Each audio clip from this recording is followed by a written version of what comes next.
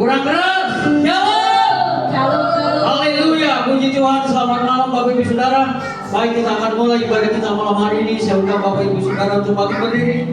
Nanti sebentar dengan segala hormat Bapak Daniel, Bapak Pendeta Daniel bisa berdoa untuk ibadah kita. Haleluya. Kami bersyukur, terima kasih kepada Tuhan atas kesempatan jamaah boleh kembali beribadah di malam ini. Saya buat hadir bersama dengan kami, sekalipun kami hanya belakangan bebas. Ya, tapi kami buat hadir bersama dengan kami.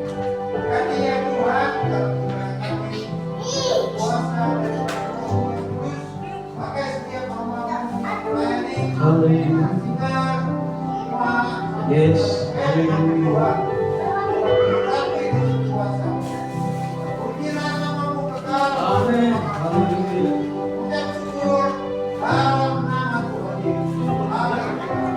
Amin. Haleluya. Kita mau angkat pujian. Tinggikan dirimu.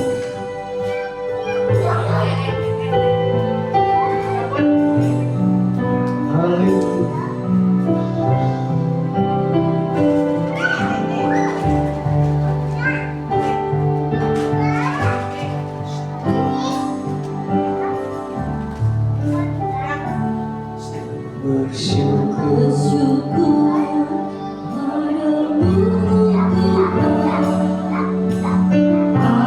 Atas kasih-Mu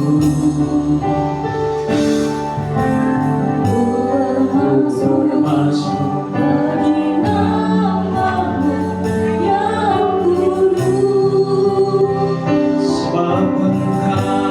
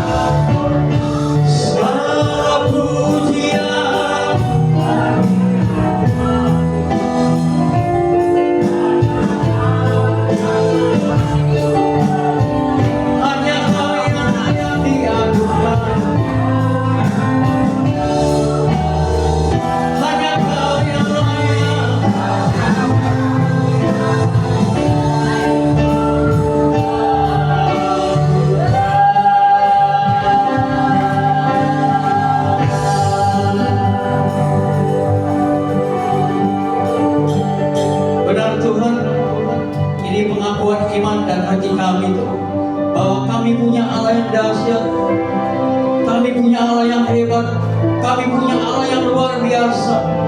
Buat hidup kami Tuhan, buat setiap apapun Tuhan di dalam kehidupan kami tetap berkata bahwa kami punya Allah yang besar, Allah yang ajaib, Bapa yang perkasa. Kami pun bangga Tuhan, kami jadi anak-Mu Tuhan, kami jadi milik-Mu Tuhan, anak kesayangan-Mu Bapa. Terima kasih Tuhan, kami mau meninggikan, mengagumkan, bersukacita, bersorak-sorai, memuji Engkau Tuhan, anak kami yang besar. Terima kasih Tuhan, terima kasih ya Bapa.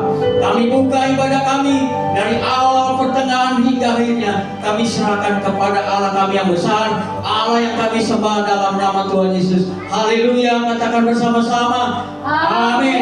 Amin. Saudara mau terus untuk memuji Tuhan. Amin.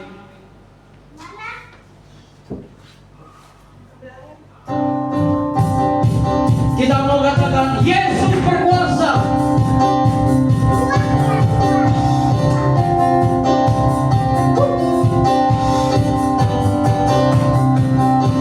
Yesus berkuasa. Amin. Yesus berkuasa. Yesus berkuasa.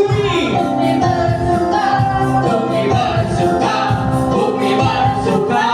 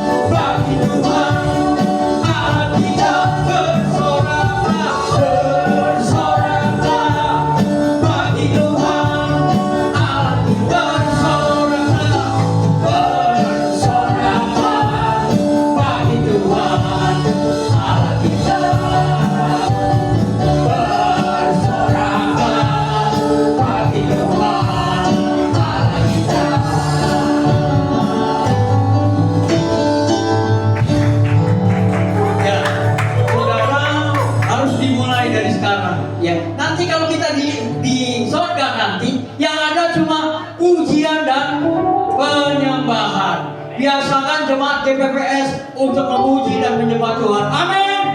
Baik, kita mau terus memuji Tuhan. Haleluya.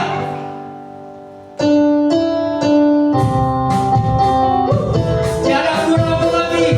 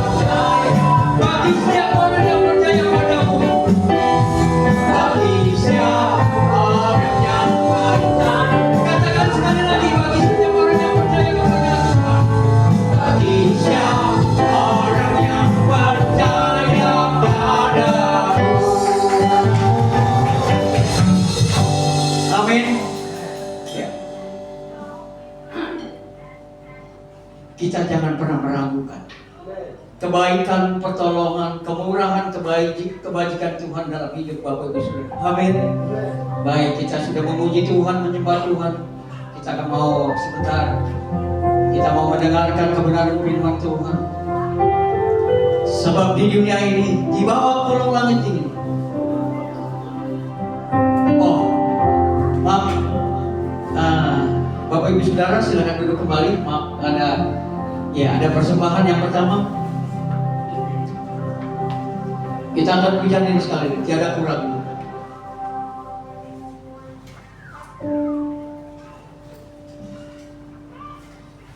Baik.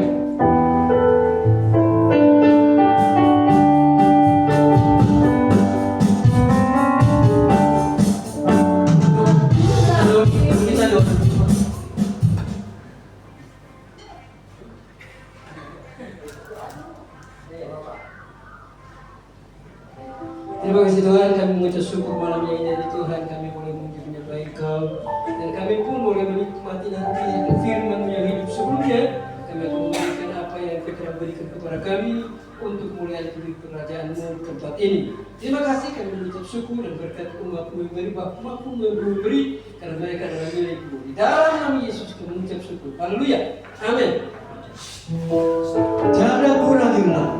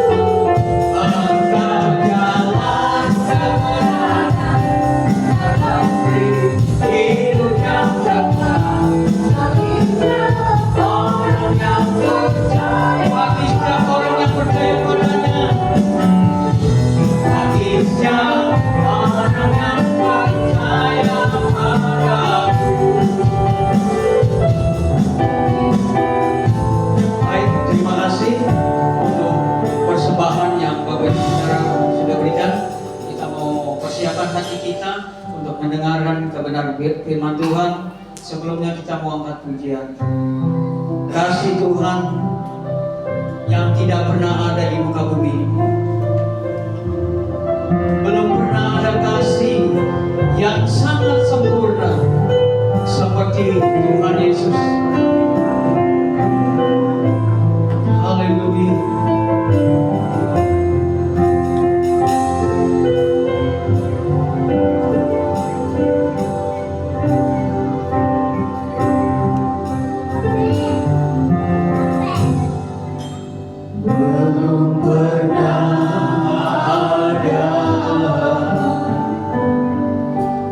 Kasih di dunia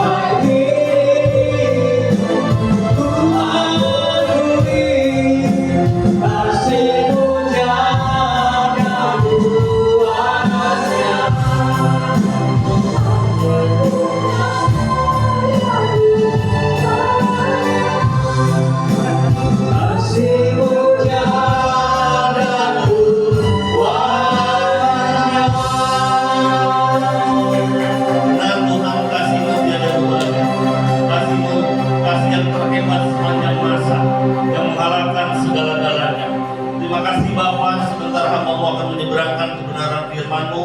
Urapi setiap perkataan yang kusampaikan, biar apa yang kusampaikan tidak kusampaikan dari kekuatan diriku sendiri, tetapi biarlah kekuatan Roh Kudus yang menjadikannya, supaya iman kami tidak bergantung pada hikmat manusia, tetapi bergantung pada perwujudan dari firman itu sendiri, bergantung dari Yesus saja. Terima kasih segala kuasa setan iblis yang ingin mencuri kemuliaan Tuhan, kami hadir keluarnya demi nama Yesus. Biarlah otoritas kuasa Roh Kudus sore hari ini menaungi kami, memberikan kekuatan, memberikan kemerdekaan, sehingga pada waktu kami datang dan kembali, kami tidak pernah menjadi sama lagi, tapi kami akan mengalami terobosan demi terobosan lewat firman-Mu yang dahsyat, lewat firman-Mu yang hebat, lewat firman-Mu yang luar biasa, sehingga kami boleh dimerdekakan oleh kebenaran firman-Mu. Terima kasih Bapa, kami sambut semua kebaikan-Mu di dalam satu nama yang hebat di surga dan di bumi, nama di atas segala nama, nama yang telah menjadi sempurna di dalam nama Tuhan Yesus Kristus. Yang percaya dan berkati, mari kita katakan amin. Shalom Bapak Ibu. Ada sukacita, amin. Tadi saya tanya Pak Daniel berapa lama saya harus khotbah. 40 menit. Saya bisa khotbah 1 jam Bapak Ibu. Tapi di apa saya akan kejar? Ada pepatah mengatakan tak kenal tak sayang, maka tidak mengenal secara luar biasa. Saya perkenalkan nama saya Denny Suteja. Suteja, susu telur campur jahe. Itu gampang, seperti STMJ. Saya ini bukan gembala Bapak Ibu, saya asisten dari Gembala Ibu Rusti. Jadi saya sudah bantu pelayanan ada 21 tahun lebih ya. Panggilan saya bukan gembala, saya lama menginjil. Dulu sering ke daerah Jawa, berkeliling. Saya tinggal di daerah Sunter. Pekerjaan saya sehari-hari itu jual beli properti. Saya izin properti. Tapi saya menikmati pelayanan bersama Tuhan sudah puluhan tahun. Dan itulah yang memberikan kekuatan bagi saya. Itulah sekelumit kesaksian saya. Karena waktu berjalan terus, mari Bapak Ibu kita buka di dalam Yohanes pasal 21, kita akan lihat dari ayat 1 sampai dengan ayat 14. Yohanes pasal 21 dari ayat 1 sampai dengan ayat 14. Saya akan baca ayat pertama, Bapak Ibu ayat selanjutnya silih berganti. Nanti ayat terakhir kita akan baca bersama-sama. Demikian firman Tuhan dalam nama Tuhan Yesus. Yesus menampakkan diri kepada murid-muridnya di pantau Danau Tiberias. Kemudian Yesus menampakkan diri lagi kepada murid-muridnya di pantai Danau Tiberias, dan ia menampakkan diri sebagai berikut. Ayat 2 silakan. Slide-nya nggak ada ya? Oke, saya baca terus. Di pantai itu berkumpul Simon Petrus, Thomas yang disebut Didimus, Nathanael dari Kana yang di Galilea, anak-anak Zebedius dan 2 orang muridnya yang lain. Kata Simon Petrus kepada mereka, "Aku pergi menangkap ikan." Kata mereka kepadanya, "Kami pergi juga dengan engkau." Mereka berangkat lalu naik ke perahu, tetapi malam itu mereka tidak menangkap apa-apa. Ketika hari mulai siang, Yesus berdiri di pantai, akan tetapi murid-murid itu tidak tahu bahwa itu adalah Yesus. Kata Yesus kepada mereka, "Hai anak-anak, adakah kamu mempunyai lauk pauk?" Jawab mereka, "Tidak ada." Maka kata Yesus kepada mereka, "Tebarkanlah jalamu di sebelah kanan perahu, maka kamu akan memperoleh." Lalu mereka menebarkannya dan mereka tidak dapat menariknya lagi karena banyaknya ikan. Maka murid yang dikasihi Yesus berkata kepada Petrus, "Itu Tuhan." Ketika Petrus mendengar bahwa itu adalah Tuhan, maka ia tidak mengenakan pakaiannya, sebab ia tidak berpakaian, lalu terjun ke dalam danau. Murid-murid yang lain datang dengan perahu karena mereka tidak jauh dari darat, hanya kira-kira 200 hasta saja, dan mereka menghela jala yang penuh ikan itu. Ketika mereka tiba di darat, mereka melihat api arang dan di atasnya ikan dan roti. Kata Yesus kepada mereka, "Bawalah beberapa ikan yang baru kamu tangkap itu." Simon Petrus naik ke perahu lalu menghela jala itu ke darat penuh ikan-ikan besar, 153 ekor banyaknya, dan sungguh pun sebanyak itu jala tidak menjadi koyak. Kata Yesus kepada mereka, "Marilah dan sarapanlah." Tidak ada di antara murid-murid itu yang berani bertanya kepadanya, "Siapakah engkau?" Sebab mereka tahu bahwa itu ia adalah Tuhan. Yesus maju ke depan dan mengambil roti dan memberikannya kepada mereka, demikian juga ikan itu. Itulah ketiga kalinya Yesus menampakkan diri kepada murid-muridnya sesudah ia bangkit dari antara orang mati. Saudaraku yang dikasih dalam Tuhan, hari ini malam ini saya menyampaikan firman Tuhan dengan tema cintai Tuhan Yesus lebih dalam lagi. Amin. Cintai Tuhan Yesus lebih dalam lagi. Tadi di ayat pertama dikatakan kemudian Yesus menampakkan diri lagi kepada murid-muridnya di pantai Danau Tiberias dan ia menampakkan diri sebagai berikut. Kalau kita melihat pada saat itu, pada waktu Yesus mengalami kebangkitan yang pertama, dia memiliki satu kerinduan yang maksimal. Dia menyusul satu tempat yang disebut Danau Tiberias, Danau Galilea, Danau Kineret, Danau Genesaret. 4 sebutan itu adalah nama yang sama. Pada waktu itu Yesus menyusul untuk mencari setiap anak didik yang dikasihinya, orang-orang yang ada di hatinya. Dia memberikan satu lepas kangen rindu kepada setiap orang yang dicarinya dan orang-orang yang menjadi milik di hatinya. Alkitab katakan di pantai itu berkumpul Simon Petrus, Thomas yang disebut Didimus, kata Nathanael dari Kana yang di Galilea, anak-anak Zebedius dan 2 orang muridnya yang lain. Kata Simon Petrus kepada mereka, "Aku pergi menangkap ikan." Kata mereka kepadanya, "Kami pergi juga dengan engkau." Mereka berangkat lalu naik ke perahu, tetapi malam itu mereka tidak menangkap apa-apa. Saudaraku yang dikasih dalam Tuhan, Rasul Paulus pernah mengatakan, andai kata Kristus tidak dibangkitkan, maka sia-sialah iman kepercayaanmu dan sia-sialah pemberitaan kami. Jika Kristus tidak dibangkitkan, maka sia-sialah iman kamu dan kami masih hidup dalam dosa. Suatu bukti bahwa Yesus yang kita sembah, Dia adalah Tuhan yang hidup, bukan Tuhan yang mati. Tuhan membuktikan Dia adalah Tuhan yang hidup. Batu kubur sudah terguling, kain kafan sudah terletak, kubur itu kosong, dan Yesus sudah tidak ada di dalam kubur itu, alias hidup dan bangkit. Di dalam Wahyu 1 ayat 18 dikatakan, "Lihat, aku telah mati, namun aku hidup selama-lamanya. Aku memegang kunci maut dan kerajaan maut." Dan inilah yang memberikan satu pengharapan di dalam setiap orang percaya, bahwa saudara memiliki sesembahan bukan kepada Allah yang mati, tetapi kepada Allah yang hidup di dalam Tuhan Yesus Kristus.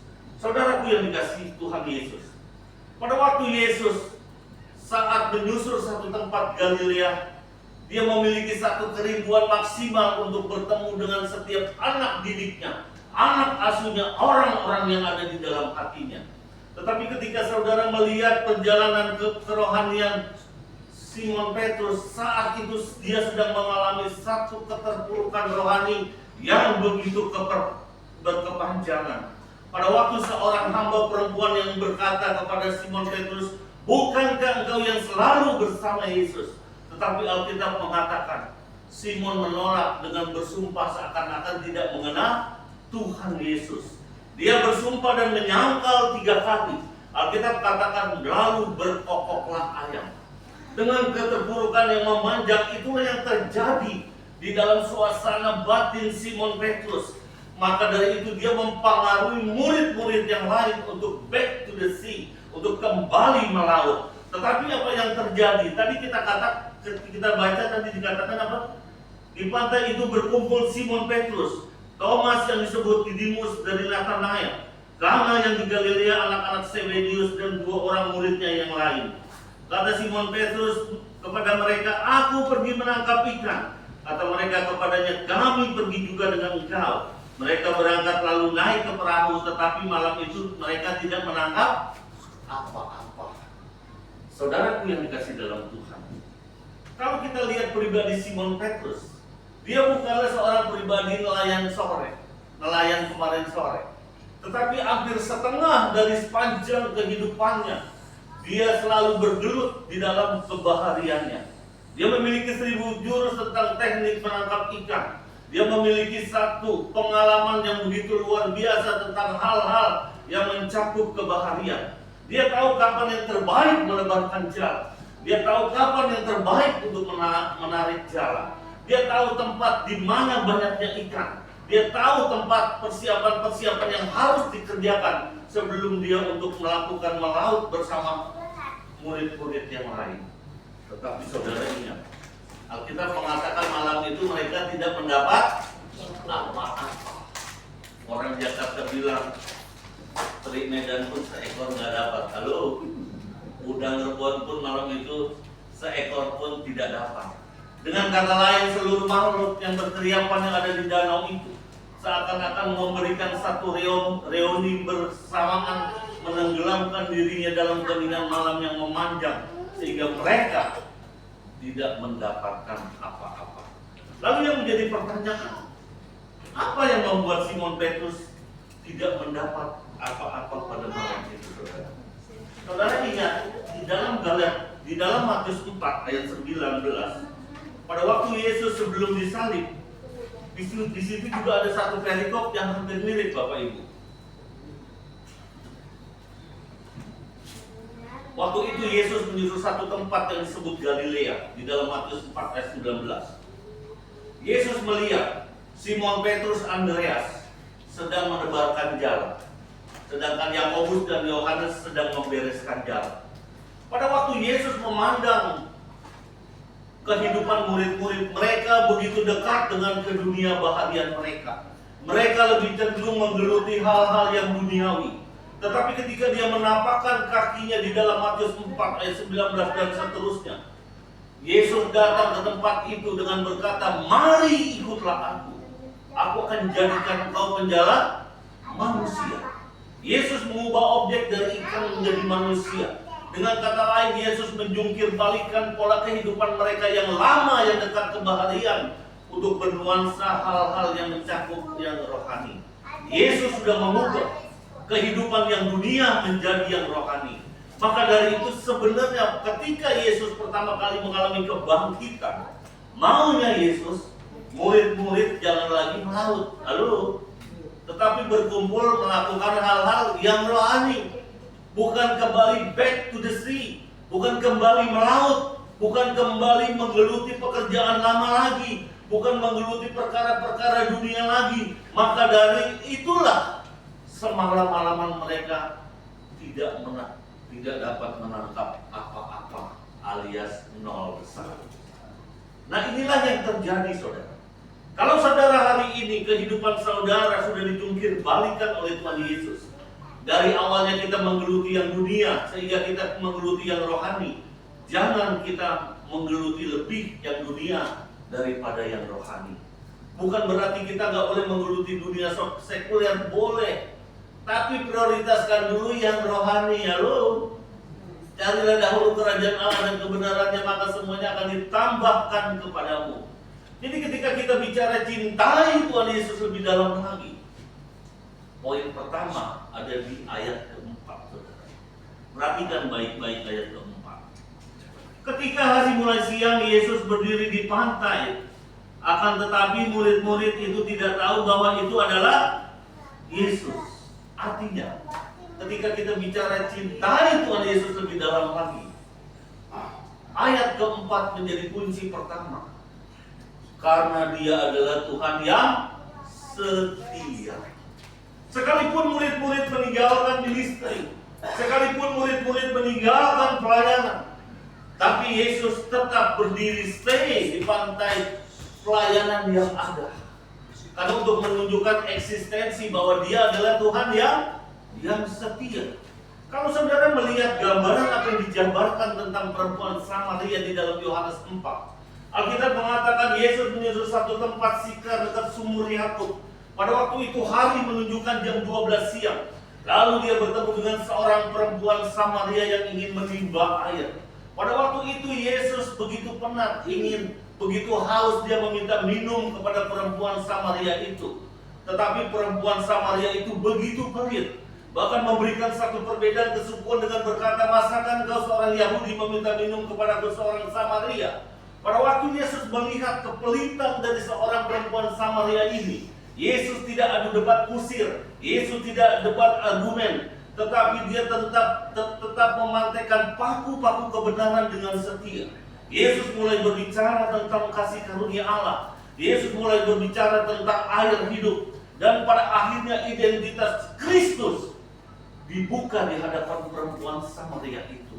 Sehingga perempuan Samaria ini menjadi takjub. Bahkan kalau kita melihat Yesus tidak pernah membongkar latar belakang kehidupan perempuan Samaria yang bobrok itu. Dia memiliki suami yang 5, alias perkawinan yang ilegal yang tidak jelas. Dia memiliki penyembahan kepada ilah yang dia tidak kenal. Yesus tidak membongkar semua itu. Tetapi ketika dia berdiri di pantai kehidupan Samaria dengan setia, Alkitab mengatakan, dari seorang perempuan yang bobrok hidup hancur-hancuran, Tuhan bisa pakai memenangkan jiwa dalam waktu 2 hari. Amin. Karena Yesus mau berdiri di pantai kehidupan dari seorang Samaria dengan setia. Begitu juga kalau saudara lihat tentang Sakius di dalam Matius, dikatakan hari itu Yesus menyusul satu tempat, yaitu di Yeriko. Dia tidak mencari raja ternama, gubernur agung, atau orang yang punya pengaruh di tempat itu. Tetapi dia mencari orang pendek, raja tega pemeras pajak. Dia memiliki puisi yang indah yang berbunyi Sakius.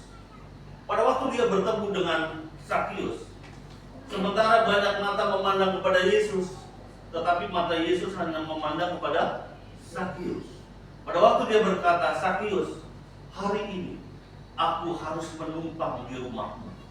Yesus belum merinci membongkar segala dosa-dosa yang pernah dibuat oleh Sakius.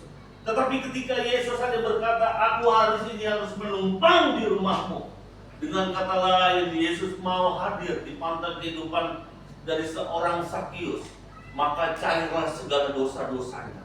Tanpa Yesus membongkar segala kebobrokan dosanya, maka seluruh keberadaan hati dari seorang yang bernama Sakius sebagai pemungut cukai begitu mencair. Dia berkata, jika sekiranya ada orang yang pernah kuperas, akan kukembalikan 4 kali lipat, dan setengah dari hartaku akan kubagikan kepada orang miskin. Lalu Yesus katakan, pada hari ini juga telah terjadi keselamatan atas rumah ini, karena dia adalah anak Abraham. Lihat saudara, ketika kita bicara tentang cintai Tuhan Yesus lebih dalam lagi, kunci yang pertama, karena dia adalah Tuhan yang setia. Sekalipun saudara tidak setia, Tuhan tetap setia. Kita akan lihat beberapa ayat ini saudara. Di dalam 1 Korintus 1 ayat 9. Mari kita akan lihat di dalam 1 Korintus pasal 1 ayat 9. 1 Korintus pasal 1 ayat 9. Ya, kita akan baca 1, 2, dan 3. Allah yang memanggil kamu kepada persekutuan dengan anaknya Yesus Kristus, Tuhan kita adalah setia. Kita akan lihat lagi di dalam 2 Timotius 2 ayat 13. 2 Timotius pasal 2. 2 Timotius pasal 2 ayat 13 kita akan lihat. 2 Timotius pasal 2 ayat 13. 1, 2, 3. Jika kita tidak setia, dia tetap setia, karena dia tidak dapat menyangkal dirinya yang setia, di Wahyu bilang. Jadi ketika kita bicara cintai Tuhan Yesus lebih dalam lagi, karena kita tahu dia adalah Tuhan yang setia. Saudara boleh gak setia, tapi gak pernah bisa membatalkan kesetiaan Tuhan. Amin.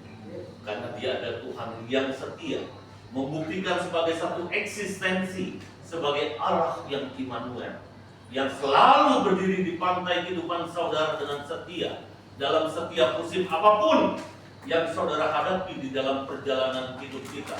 Dan kita tidak sendiri, ada Tuhan yang selalu berdiri di pantai kehidupan kita dengan setia. Lalu ayat selanjutnya saudara, kita akan lihat di dalam ayat kelima. Kata Yesus kepada mereka, hai anak-anak, adakah kamu mempunyai lauk pauk? Jawab mereka, tidak ada. Maka kata Yesus kepada mereka, tebarkanlah jalamu di sebelah kanan perahu, maka akan kamu peroleh. Lalu mereka menebarkan jalannya dan mereka tidak dapat menariknya lagi karena banyaknya ikan itu. Kunci yang kedua, Yesus tahu persis ketika kita punya semangat untuk melayani ministry, untuk melakukan pelayanan untuk Tuhan, Tuhan tahu bahwa kita perlu makan. Maka dari itu, kunci yang kedua ini memberikan kunci kepada kita. Cintai Tuhan Yesus lebih dalam lagi. Karena Dia ada Tuhan yang mencukupkan keperluanmu. Amin. Katakan amin. Allahku akan memenuhi segala keperluanmu menurut kekayaan kasih kemuliaannya di dalam Kristus Yesus. Filipi 4 ayat 19. Jadi Tuhan tahu setiap keperluan saudara. Tuhan mengerti tentang apa yang kau butuhkan. Tetapi kalau kita melihat di dalam apa yang dijabarkan di dalam ayat ini, saudara, di dalam ayat ke-6, maka kata Yesus kepada mereka, tebarkanlah jalamu di sebelah kanan perahu. Lihat saudara, ada sesuatu yang menarik di sini. Perahu yang sama adalah perahu yang dipakai semalaman, betul? Jala yang dipakai adalah jala yang sama dipakai. Orang yang menebar semalaman adalah orang yang sama. Lokasi tempat ditebarnya jala adalah lokasi yang sama.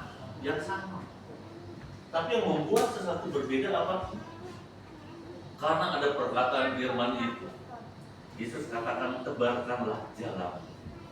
Ini memenuhi apa yang dikatakan di dalam Roma 4 ayat 17. Firman itu menciptakan dari yang tidak ada menjadi ada. Coba buka Roma 4 ayat 17. Saya akan buka Roma 4 ayat 17. Seperti ada tertulis, engkau telah ditetapkan menjadi bapa banyak bangsa di hadapan Allah yang kepadanya ia percaya, yaitu Allah yang menghidupkan orang mati dan yang menjadikan dengan firman-Nya apa yang tidak ada menjadi ada. Ketika engkau selalu membaca firman Tuhan, maka setiap perkataanmu yang keluar akan berlapiskan firman Tuhan. Firman Tuhan itu mencipta, kata Roma 4 ayat 17. Firman itu tidak pernah kembali sia-sia. Karena Yesaya 55 ayat 11. Firman itu bekerja di dalam kita yang percaya. Kata 1 Tesalonika 2 ayat 13. Firman itu membuat keajaiban. Kata Hakim-Hakim 13 ayat 18 sampai 19. Firman itu akan bekerja wujud nyatakan dari yang tidak mungkin menjadi mungkin. Kata Bilangan 14 ayat 28. Dan firman itu tidak pernah gagal. Kata Roma 9 ayat 6. Jadi selama kita mengkonsumsi firman, maka setiap apa yang kau katakan, perkataanmu akan berlapiskan firman. Dari yang tidak mungkin menjadi mungkin. Dan itu saya buktikan di dalam setiap pelayanan. Ketika saya khotbah di gereja, gembala saya punya mantu sudah 3 tahun belum mendapat keturunan. Tiba-tiba saya panggil, Christine, kamu maju. Waktu dia ada di depan mimbar, saya tanya, sudah berapa tahun kamu menikah belum punya anak? Sudah 3 tahun, Pak. Dalam nama Yesus saya katakan, hari ini juga engkau akan hamil. Kamu percaya, Pak. Jadilah sesuai iman. Bulan depan akhirnya dia mulai mengandung dan Tuhan berikan keturunan. Amin. Itulah firman. Bagianmu mempercayai firman saja, amin. Bagian Tuhan mengadakan dari yang tidak mungkin menjadi mungkin. Karena Tuhan yang menyuruh. Bagian Simon Petrus menebarkan jala saja. Bagian Yesus dengan kuasanya menggiring jala-jala itu, menggiring ikan-ikan itu masuk ke jala Simon Petrus. Karena dia adalah Tuhan yang berdaulat atas segala apa yang kita hadapi di dalam hidup ini. Lalu ayat selanjutnya dikatakan, maka kata Yesus kepada mereka, tebarkanlah jalamu di sebelah kanan perahu. Ini ada pelajaran lain lagi yang hebat, Bapak Ibu. Kalau Yesus mau katakan begini, aku katakan semua ikan di atas danau ini naik memenuhi seluruh badan perahu Simon Petrus. Bisa nggak? Halo? Bisa. Kenapa Yesus mengajak Simon Petrus untuk menebarkan jala? Supaya yang namanya murid bukan sebatas mengetahui teori firman. Halo? Tetapi dia akan mengalami betapa hebat kuasanya bagi kita yang percaya, kata Efesus 1 ayat 19. Tuhan akan membawa mereka ke dalam kedahsyatan kuasa firman Tuhan, sehingga mereka akan dibuatnya menjadi takjub, saudara. dibawa ke dalam pengalaman rohani bersama Yesus. Bukan sebatas teori, tetapi di dalam praktek yang sesungguhnya murid-murid dibawanya sampai mereka melihat dan menjadi takjub. Lalu ada pertanyaan lagi, kalau Tuhan mau kasih kelapa, bisa loh berkata? Bisa. Biasanya kan di dan pinggir-pinggir danau banyak pohon kelapa. Kenapa Tuhan nggak mau kasih berkat kelapa, tapi ikan? Ini menunjukkan sebuah eksistensi. Ketika Tuhan memberkati kita, berkatnya nggak pernah salah dan nggak pernah tertukar. Amin. Yang namanya berkat untuk nelayan adalah ikan. Yang namanya berkat buat petani ya kelapa dan sebagainya. Itulah hebatnya Tuhan. Lalu ayat selanjutnya dikatakan, maka murid yang dikasihi Yesus itu berkata kepada Petrus, itu Tuhan. Ketika Petrus mendengar bahwa itu adalah Tuhan, maka ia mengenakan pakaiannya sebab ia tidak berpakaian, lalu terjun ke dalam danau. Kita tahu Yohanes adalah salah satu murid yang mengasihi Yesus dan dikasihi Yesus.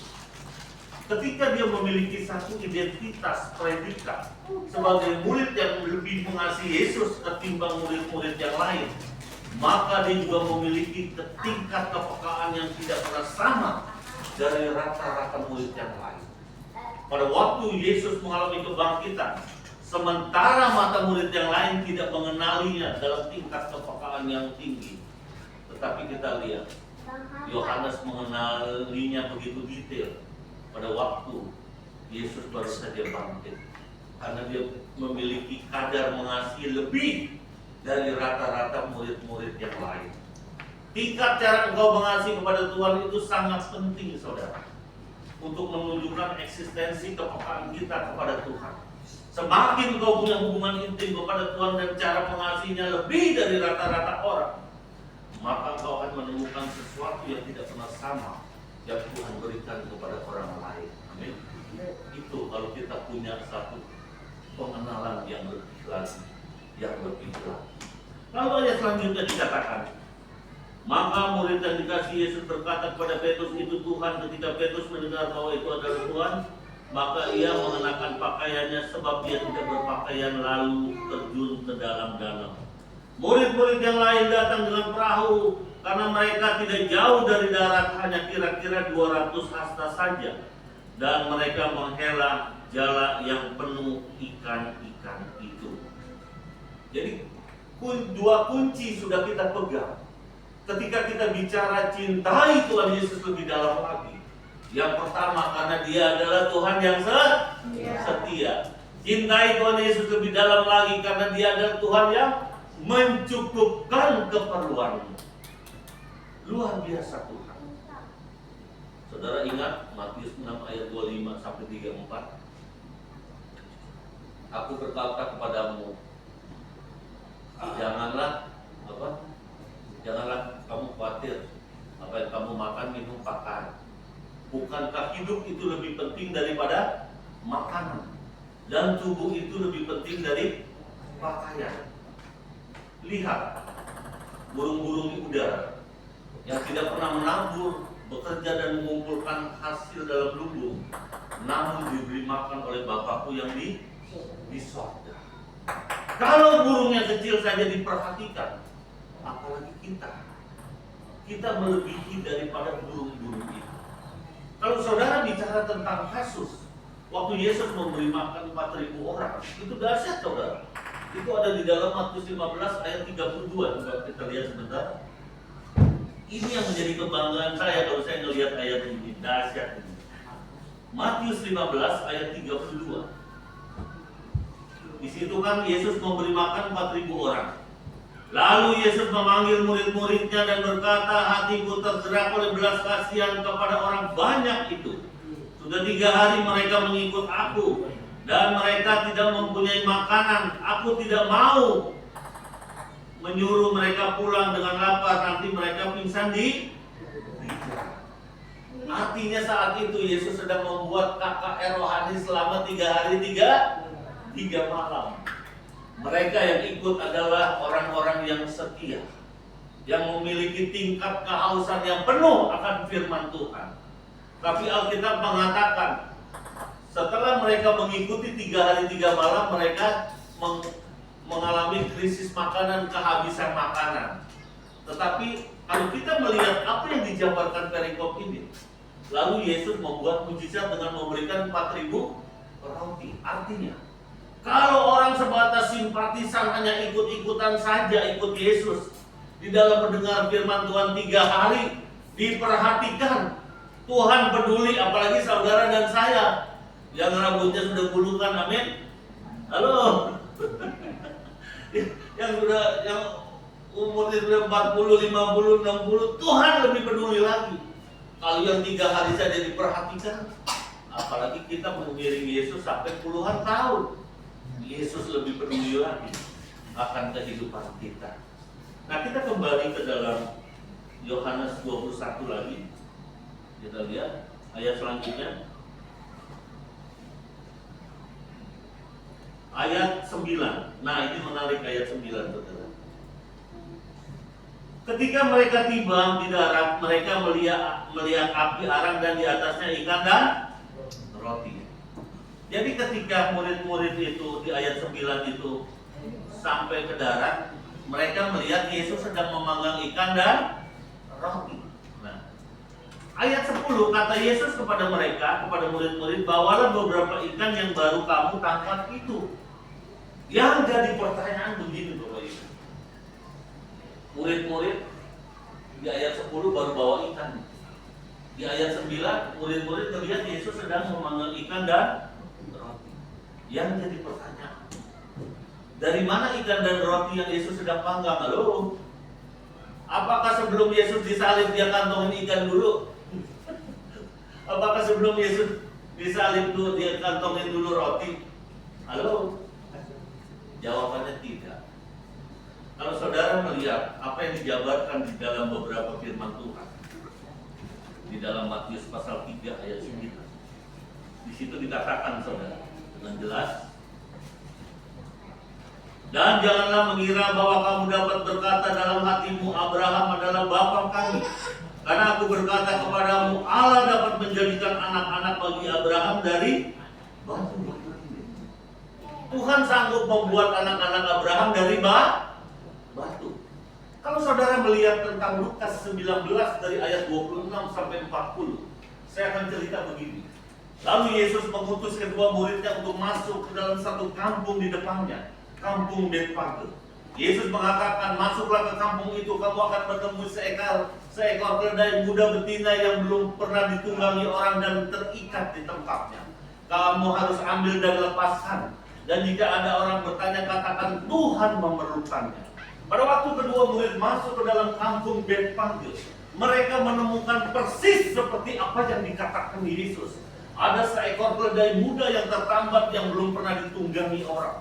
Lalu mereka melepaskan ikatan keledai itu dan membawanya kepada Yesus. Lalu orang bertanya, mengapa engkau melepaskannya? Lalu mereka berkata, Tuhan memerlukannya.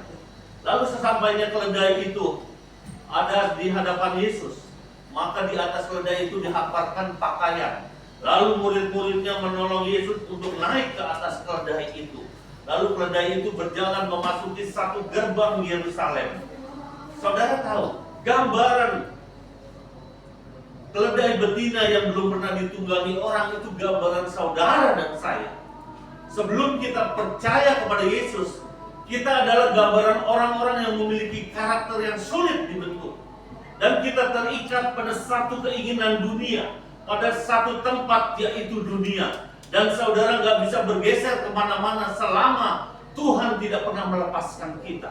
Tetapi ketika murid-muridnya melepaskan dan memberikannya kepada Yesus, lihat, seekor keledai yang belum pernah belajar menanggung beban, kalau dibebani satu beban pasti akan meronta-ronta, karena bisa dikategorikan sebagai keledai liar.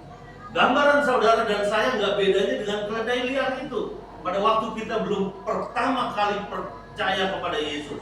Tetapi saudara lihat, ketika Yesus yang naik, keledai itu menjadi tenang dan diam, menjadi penurut. Lalu Alkitab mengatakan, pada waktu keledai itu berjalan memasuki gerbang Yerusalem, keledai itu dibawa kepada jalan menurun. Seekor keledai yang gak pernah terlatih dengan beban yang berat lalu dibawa kepada jalan yang menurun, punya resiko kakinya akan patah, saudara. Tapi lihat dulu, yang naik ini siapa? Tuhan Yesus, betul? Nah, ketika Yesus masuk di gerbang Yerusalem, banyak orang menyambut dengan hamparan pakaian. Mereka berkata, diberkati dia yang datang sebagai Raja dalam nama Tuhan. Damai sejahtera di sorga dan kemuliaan di tempat yang maha tinggi. Tetapi sementara semua orang banyak menyambut Yesus dengan sukacita, tapi orang Farisi punya sikap yang antipati. Mereka tidak turut hadir dalam sukacita, justru mereka antipati. Sehingga di dalam Lukas 19 ayat 40 berkata, Guru, tegurlah muridmu, bisakah muridmu itu diam? Tapi Yesus berkata, jika mereka diam, batu ini akan berteriak. Matius 3 ayat 9, Tuhan bisa buat anak-anak Abraham dari batu. Lukas 19 ayat 40, Tuhan bisa membuat pujian dari batu. Kalau saudara melihat tentang pencobaan Yesus di padang gurun, Iblis berkata, jika engkau benar anak Allah, ubah batu ini jadi roti. Maukah Yesus lakukan? Tidak, karena untuk iblis. Bagi Yesus untuk mengubah batu jadi roti itu perkara kecil. Tapi lihat dulu kepada siapa dia harus lakukan. Karena iblis yang meminta, Yesus gak mau lakukan. Tapi kalau saudara dan saya yang minta, dia akan berkata, yes, I want to accomplish. Kalau kita melihat perkawinan di Kana, saudara tahu, pada waktu itu terjadi satu krisis dari kekurangan sampai kehabisan anggur. Maria tidak menyuruh orang untuk membeli anggur yang baru di pasar. Maria, ibu Yesus, tidak menyuruh orang untuk meminta anggur yang baru di sekeliling tempat pesta berada. Maria tidak menyuruh orang untuk memeras anggur yang baru di kebun. Maria juga tidak memanggil tanggung jawab dari seorang pemimpin pesta dan pelayan yang membuat pesta itu menjadi kekurangan. Tetapi Maria datang kepada Yesus karena dia tahu yang namanya pemimpin pesta dan pelayan hanya orang yang bisa menyediakan tapi nggak pernah bisa mengadakan. Tetapi Yesus lebih dari itu. Dia sanggup mengadakan dari yang tidak ada menjadi ada. Karena permintaan dari seorang ibu yang dikasihinya, akhirnya air itu diubah oleh Yesus menjadi anggur. Lalu kita balik ke pertanyaan di dalam ayat tadi, di ayat 10. Dari mana ikan dan roti? Sementara murid-murid datang melihat Yesus sedang memanggang ikan dan roti. Dari mana ikan dan roti itu? Halo? Ada yang tahu? Jawabnya satu. Saya terlalu yakin. Batu dan pasir di pantai Tuhan ubah menjadi ikan dan roti. Yesus akan berkata untuk iblis tidak, tapi untuk setiap murid-murid yang dikasihinya, dia akan berkata, yes, I want to accomplish. Aku akan melakukannya. Untuk saudara yang ada di tempat ini, dia juga akan berkata, yes, I want to accomplish. Amin. Iya, aku akan melakukannya. Poin pertama, ketika kita bicara cintai Tuhan Yesus lebih dalam lagi, karena dia adalah Tuhan yang setia. Yang kedua, cintai Tuhan Yesus lebih dalam lagi, karena dia adalah Tuhan yang mencukupkan keperluanmu. Dan yang ketiga, saudara, kita akan lihat di dalam ayat ke-10, ke-11. Simon Petrus naik ke perahu lalu menghela jala itu ke darat, penuh ikan-ikan besar, 153 ekor banyaknya, dan sungguh pun sebanyak itu jala itu tidak koyak. Kunci yang kedua ada Tuhan yang mencukupkan keperluan saudara dan saya. Kita lihat dulu ayatnya, Filipi 4 ayat 19 ya. Coba kita lihat Filipi pasal 4 ayat 19. Filipi pasal 4 ayat 19 kita akan lihat. Kalau sudah dapat 1, 2, 3. Allahku akan memenuhi segala keperluanmu menurut kekayaan dan kemuliaannya dalam Kristus Yesus. Itu kunci yang kedua. Nah, kita akan lihat lagi. Tadi kita sudah baca ikan yang didapat berapa banyak? Ada di mana ayatnya? 11, ayat 11. Simon Petrus naik ke perahu lalu menghela jala itu ke darat penuh ikan-ikan besar. 153 ekor banyaknya, dan sungguh pun sebanyak itu jala itu tidak koyak. Saya kasih tahu Bapak Ibu, ini ada rahasia yang saya dapat jam 3 pagi Tuhan ungkapkan ke saya. Ikan yang didapat berjumlah 153, betul? Kalau Bapak Ibu angka ini pisah, di jumlah berapa? 9. 1, 5, 3 dipisah jadi 9. Kalau Ibu lihat konsep 5.000 roti yang Tuhan ciptakan untuk orang banyak, 5.000 dipisah di jumlahnya berapa? 5.000 nih, angkanya dipisah di jumlah berapa? 5 tambah kosong tambah kosong tambah kosong berapa? 8. Hah? Berapa? Ini angka 5.000 dipisah angkanya di jumlah 5. Sisanya berapa bakul? 1 dan 2 dipisah di jumlah berapa? Hah? 12 bakul di jumlah berapa? 5 tambah 3 tambah 1, Yesus sebagai roti hidup 9. Kalau saudara lihat tentang kisah Matius 14 ayat 22 sampai 33, Yesus menyuruh murid-muridnya untuk pergi mendahului ke seberang. Alkitab mengatakan pada waktu itu pada waktu petang, Yesus melepas murid-murid mendayung perahu untuk ke seberang, sementara Yesus naik ke atas bukit seorang diri untuk berdoa menopang perjalanan kehidupan murid-murid yang sedang mengarungi lewat bahtera itu sampai ke seberang. Alkitab mengatakan jam berapa Yesus berjalan di atas air? Matius 14 ayat 22 sampai 33, jam 3 pagi. Artinya pada waktu murid-murid sedang mendayung dilepas Yesus jam 6 sore. Alkitab mengatakan mereka mencapai 3 sampai 4 mil. Mereka sedang mendayung sekuat tenaga karena ada 2 kekuatan alam yang mereka hadapi, yaitu kekuatan gelombang laut yang menerpa dan angin sakal yang begitu hebat. Tetapi lihat, sementara murid-murid dengan susah payah mendayung melawan arus angin, melawan gelombang, Alkitab mengatakan jam 3 pagi Yesus dalam sekejap sudah mendahului perahu murid-murid. Ini ada pelajaran hebat Bapak Ibu di sini. Yesus berdoa jam 6. Ketika dia berjalan jam 3 pagi, setelah menyelesaikan doanya selama 9 jam. Sama gak angka tadi yang saya bilang 3 bagian itu? Angkanya berapa, Sam? 9. Lihat, kecepatan pesawat Garuda itu 1 menit 12 km. Tapi kecepatan Yesus lebih dahsyat. Dalam sekejap dia sudah mendahului perahu murid-murid. Perahu murid-murid ditimpa angin sakal. Ini bicara gosip-gosip murahan, isu-isu yang sering terjadi di dalam kehidupan kita.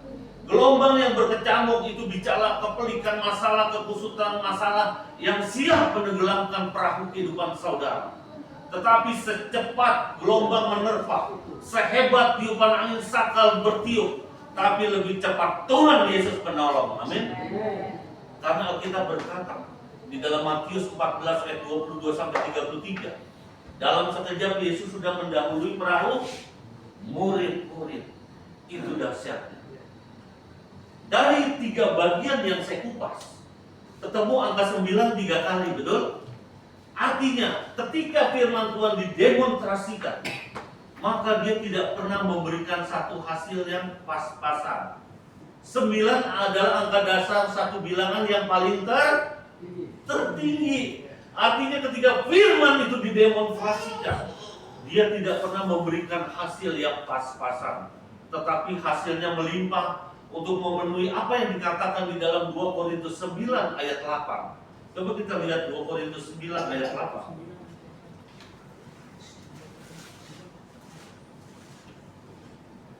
2 Korintus pasal 9. 2 Korintus pasal 9 ayat 8. Ya, 1, 2, dan 3. Dan Allah sanggup melimpahkan segala kasih karunia kepada kamu, supaya kamu senantiasa berkecukupan di dalam segala sesuatu, dan malah berkelebihan di dalam berbagai kebajikan. Ketika firman Tuhan didemonstrasikan, dinyatakan, dia tidak pernah memberikan hasil yang pas-pasan seperti mobil espas Bapak Ibu, tetapi dia akan berikan kelimpahan. Itu hebatnya firman Tuhan. Dahsyat firman Tuhan. Lalu ayat selanjutnya dikatakan, kata Yesus kepada mereka, marilah dan sarapanlah. Tidak ada antara murid-murid itu yang berani bertanya kepadanya, siapakah engkau? Sebab mereka tahu bahwa itu adalah Tuhan. Kunci yang ketiga ada di dalam ayat 12 ini. Cintai Tuhan Yesus lebih dalam lagi karena dia adalah Tuhan yang setia. Cintai Tuhan Yesus lebih dalam lagi karena dia adalah Tuhan yang mencukupkan keperluanmu. Cintai Tuhan Yesus lebih dalam lagi karena dia adalah Tuhan yang telah melayani kita. Markus 10 ayat 45 kita akan buka. Markus pasal 10 ayat 45. Karena anak manusia juga datang bukan untuk dilayani, melainkan untuk melayani dan untuk memberikan nyawanya menjadi tebusan bagi banyak orang. Itulah gambaran terhebat dari firman Tuhan. Ketika kita mengasihi Yesus lebih dari segala-galanya, karena kita tahu dia ada Tuhan yang setia. Dia adalah Tuhan yang mencukupkan keperluanmu. Karena dia adalah Tuhan yang telah melayani kita. Jauh sebelum saudara melayani di dalam ministry, Yesus sudah terlebih dahulu melayani kita. Dia pernah membangkitkan Lazarus yang mati. Dia pernah menyembuhkan si lumpuh 38 tahun di gerbang Bethesda. Dia pernah menyembuhkan 10 orang kusta. Dia pernah memberi makan 5.000 orang sisa 12 bakul. Dia pernah memberi makan 4.000 orang dengan sisa beberapa bakul. Dengan kata lain, Yesus punya satu rekam jejak yang tidak pernah hilang sampai kapanpun. Itu untuk membuktikan eksistensinya bahwa jauh sebelum kita melayani Tuhan, Tuhan telah melayani kita. Amin. Itulah eksistensinya, saudara. Jadi luar biasa firman Tuhan ini. Yesus maju ke depan mengambil roti dan memberikannya kepada mereka. Demikian juga ikan itu. Itulah ketiga kalinya Yesus menampakkan diri kepada murid-muridnya sesudah ia bangkit dari antara orang mati.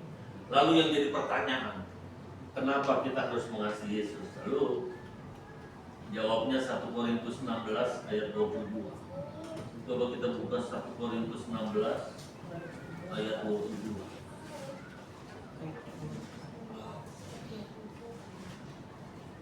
1 Korintus 16 ayat 22 dikatakan demikian. Siapa yang tidak mengasihi Tuhan, terkutuklah ia. Maranatha. Jangan sampai kita disebut orang terkutuk. Halo, orang yang tidak mengasihi Tuhan Yesus menjadi orang terkutuk. Itu kata firman Tuhan. Maka dari itu kita sebagai anak-anak Tuhan, biarlah kita punya kasih kepada Yesus secara luar biasa. Karena Tuhan akan memberikan sesuatu yang baik untuk kita semua. Melalui satu perenungan ini, saya rangkum. Cintai Tuhan Yesus lebih dalam lagi. Karena dia adalah Tuhan yang setia. Cintai Tuhan Yesus lebih dalam lagi. Karena dia adalah Tuhan yang mencukupkan keperluanmu. Yang ketiga, cintai Tuhan Yesus lebih dalam lagi. Karena dia adalah Tuhan yang telah melayani kita semua. Tuhan memberkati. Bapak, terima kasih hamba-Mu selesai berbicara. Materaikan firman-Mu di dalam setiap roh hati kami, menjadi kekuatan abadi yang selalu mengiring di dalam setiap pantai kehidupan kami.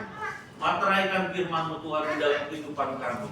Biarlah firman ini menggema menjadikan kekuatan ketika kami sedang mengalami penderitaan dan lemah. Biarlah firman-Mu ini yang meneguhkan dengan setiap janji-Mu yang memberikan kemenangan kepada kami. Terima kasih Bapak atas segala firman-Mu. Engkau hebat, Engkau ajaib, Engkau luar biasa. Engkau segala-galanya bagi kami. Engkaulah Tuhan junjungan kami dan pengharapan kami. Dimanapun kami hidup, biarlah kami boleh menjadi teladan untuk memberitakan kedahsyatan firman Tuhan, bahwa Engkau begitu hebat di dalam kehidupan dan pelayanan kami. Terima kasih Bapa, bahwa sesungguhnya aku hanya sebatas hamba yang tak berguna. Biarlah aku semakin kecil dan tidak berarti, tapi Tuhan Yesus makin besar, hebat dan luar biasa. Segala kejayaan, kenaman, kemasyuran, kehebatan, keluar biasaan, semua Engkau yang punya ya Aba ya Bapa. Biarlah malam ini kami kembalikan semua kemuliaan itu hanya bagi hormat bagi nama Tuhan Yesus saja. Di tempat yang mati di dalam nama Tuhan Yesus, kami sudah mengucap syukur dan berdoa. Yang percaya dan berkati kita katakan amin.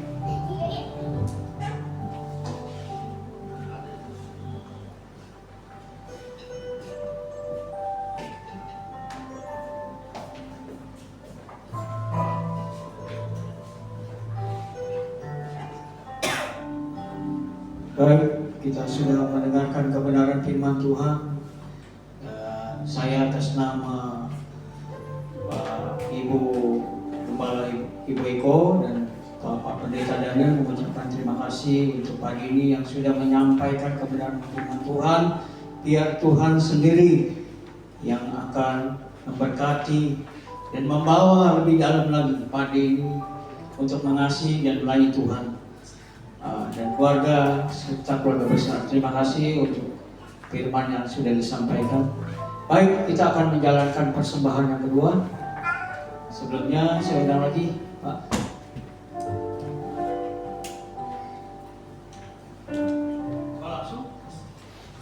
Langsung aja. Oke. Yang kita angkat pujian lebih dalam lagi. Say.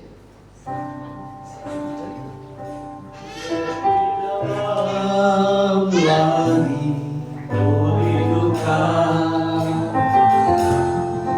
lebih dari segala yang ada, lebih dalam lagi merindukan mengasihi lebih dalam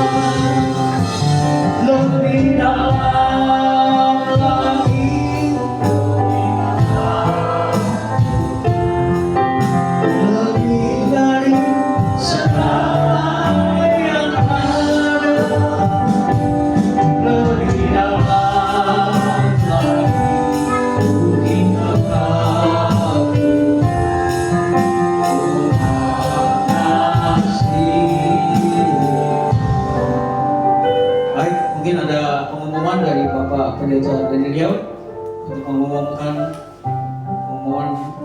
berita-berita gereja, kegiatan gereja.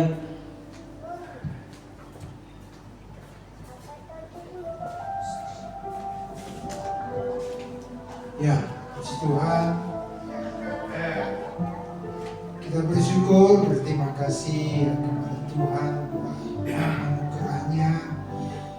Kita sudah beribadah kepada Tuhan. Terima kasih buat hambanya Pak Denny yang sudah melayani kepada kita pada kesempatan ibadah malam hari ini, ya, boleh diberkati di dalam kehidupannya, ya, pekerjaannya, ya, rumah tangganya, pelayanannya. Hari ini kita melihat bagi saudara-saudara kita yang tidak hadir, ya, baik Pak Hasan maupun Anwin, ya. Nah, mereka dalam keadaan lemah tubuh, ya, karena sakit. Memang pagi tadi Anwin ada hangat katanya, ya, hangat, kemudian dikasih obat sama poponya, ya, itu bukan mamanya, tapi itu poponya, ya, mamanya sudah tidak ada, ya, udah meninggal. Nah, jadi saya katakan, ya udah kita berdoa supaya Tuhan boleh memberkati dengan kesehatan, ya.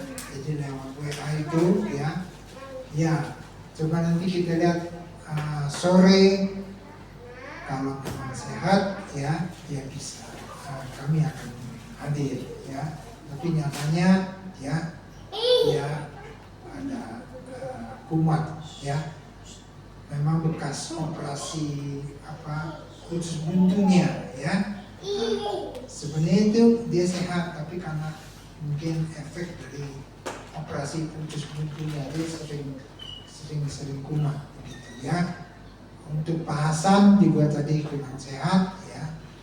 Kita doakan supaya ya mereka boleh mengalami kesehatan. Minggu depan ya boleh kembali beribadah bersama-sama kita. Nah, sekali lagi saya buat Natal bersama ya, tanggal 8 ya di Geraha Matapel Kebun Jeruk ya. Nanti kita akan sama-sama beribadah ya, Natal bersama di sana jam 5 sore ya. Mulai kemudian Natal kita di sini yaitu tanggal 22 ya, tanggal 22 jam 6 sore ya, jam 6 sore. Kita berdoa ya, kita percaya firman Tuhan tadi katakan bahwa Allah sanggup ya mencukupi ya, Dia akan memberkati di dalam kehidupan kita. Dan kita percaya ya, kita percaya kepada firman ya, Tuhan akan memberkati di dalam Natal yang akan kita laksanakan tanggal 22, bahkan ya Tuhan akan memberkati ya. Sebab itu kita bawa di dalam doa buat hari ini ya. Kita berdoa juga buat saudara kita yang lain ya, supaya mereka bisa hadir untuk sama-sama beribadah ya kepada kita. Ada rekan saya ya, dia mau hadir, rumahnya dekat sini katanya ya, rumahnya dekat sini ya. Nah, jadi mungkin minggu akan datang ya, dia bisa hadir ya. Puji Tuhan ya, tidak ada lain lagi ya pengumuman. Nah, kita sama-sama berdiri ya, kita akan hadir ibadah ini.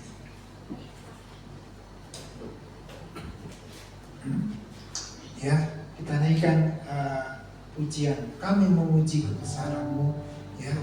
Nanti kita berdoa bersama.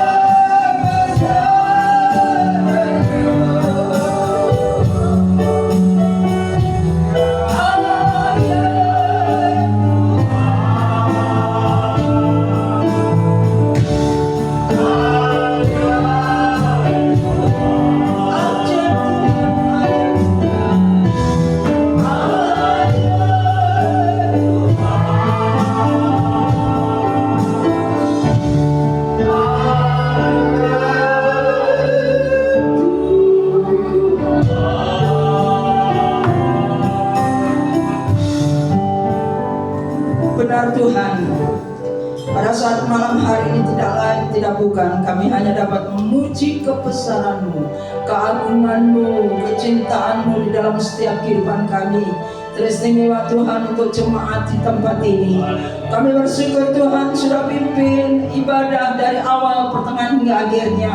Ini semua karena pucuk pimpinan daripada Roh Kudus. Oleh sebab itu Tuhan, kami mensyukuri semuanya hamba-Mu yang sudah ambil bagian dalam pelayanan pada saat malam hari ini, yang Tuhan sudah percayakan untuk melayani saat malam hari ini Tuhan.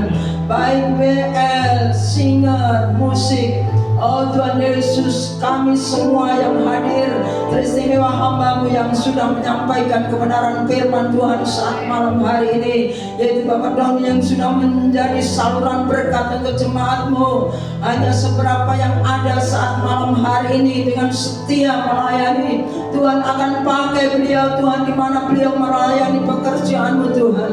Tuhan pakai, Tuhan berkati usahanya, pekerjaannya, teristimewa berkati dalam pelayanannya Tuhan untuk melayani pekerjaan-Mu.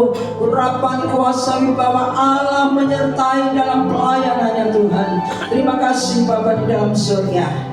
Kami berdoa untuk jemaat-jemaat yang tidak sempat hadir atau yang tidak bisa hadir pada saat malam hari ini, terutama untuk keluarga Ibu Tampu Bolon Tuhan. Selama mulai ibadah di tempat ini, beliau Tuhan belum bisa hadir atau tidak hadir Tuhan. Oh Tuhan, Ibu Tampu Bolon beserta anak-anaknya, baik Okta, Tuhan Yesus, Anju, Firma, oh Tuhan Yesus, Erik, Indah, Okta Tuhan, semua kami serahkan ke dalam tangan-Mu. Roh Kudus akan berbicara di dalam hatinya. Tuhan, beri semangat kembali untuk mereka kembali setia datang beribadah kepada Tuhan. Terima kasih Bapa di dalam surga. Juga kami berdoa untuk Ibu Tina Tuhan. Tuhan, tolong Roh Kudus juga akan berbicara di dalam hatimu. Bangkitkan semangat kembali Tuhan, agar Ibu Tina ini boleh kembali setia datang beribadah kepada Tuhan. Tuhan, menjelang kedatangan-Mu yang kedua kali Tuhan, firman-Mu mengatakan jangan tinggalkan perhimpunan bersama-sama, karena kedatangan Tuhan sudah dekat sekali. Tuhan, roh semangat, roh kesetiaan Tuhan taruh di dalam setiap kehidupan anak-anak Tuhan, tempat ini yang Tuhan percaya karena hamba-Mu baik. Terima kasih Bapa di dalam surga. Kami berdoa Tuhan, kami berdoa untuk yang kehidupan masih muda. Kalau hari ini tidak bisa hadir karena kambuh kembali penyakitnya, malam hari ini kami bersatu hati berdoa. Dari tempat ini kuasa Allah akan bekerja di mana yang berada. Dalam nama Tuhan Yesus Kristus, Tuhan beri kesembuhan yang sempurna. Dan sudah sembuh. Terima kasih Tuhan. Juga kami berdoa untuk Bapak Hasan Tuhan, dalam kelemahan tubuhnya hari ini juga kurang sehat. Dalam nama Tuhan Yesus Kristus, Tuhan jamah di mana Bapak Hasan berada, dan beri kesembuhan yang sempurna. Tuhan nyatakan kuasa-Mu Tuhan, kuasa Tuhan senantiasa bekerja dimanapun jemaat-Mu berada yang dalam keadaan sakit. Terima kasih Bapak. Terima kasih. Kami juga akan berdoa untuk Ibu Ing Tuhan, untuk Ci Tuhan. Kami serahkan ke dalam tangan-Mu, mohon dukungan doa supaya usahanya, pekerjaannya boleh tambah maju. Teristimewa pengiringannya kepada Tuhan, imannya kepada Tuhan dalam nama Tuhan Yesus. Roh Kudus memberi semangat kembali kepada mereka. Terima kasih Bapa di dalam surga.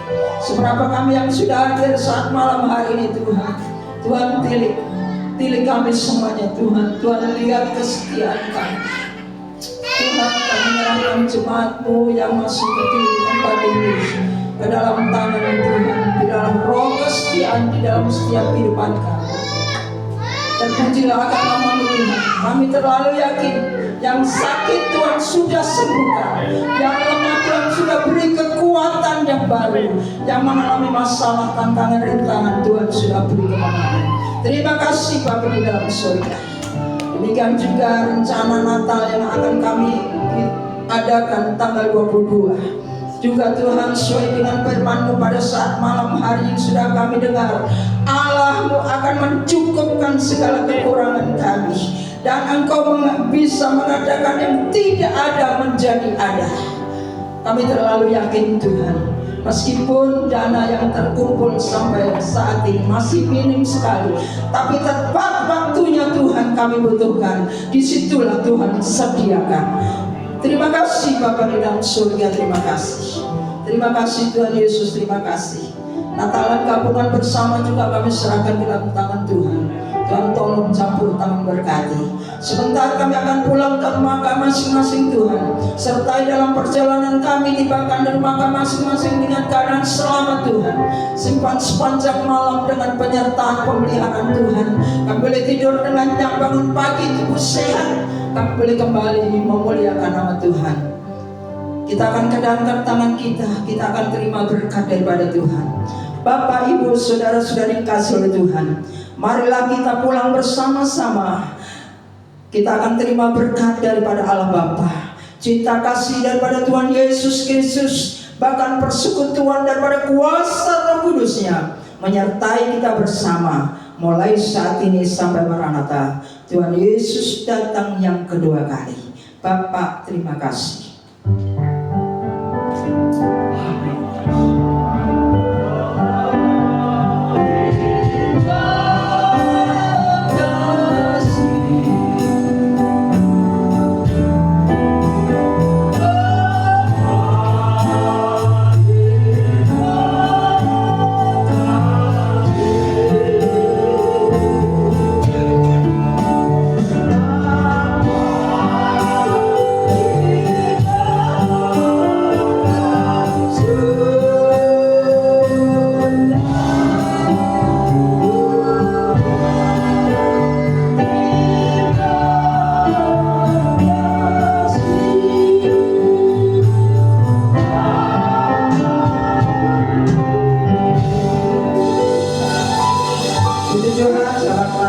Yesus memberkati.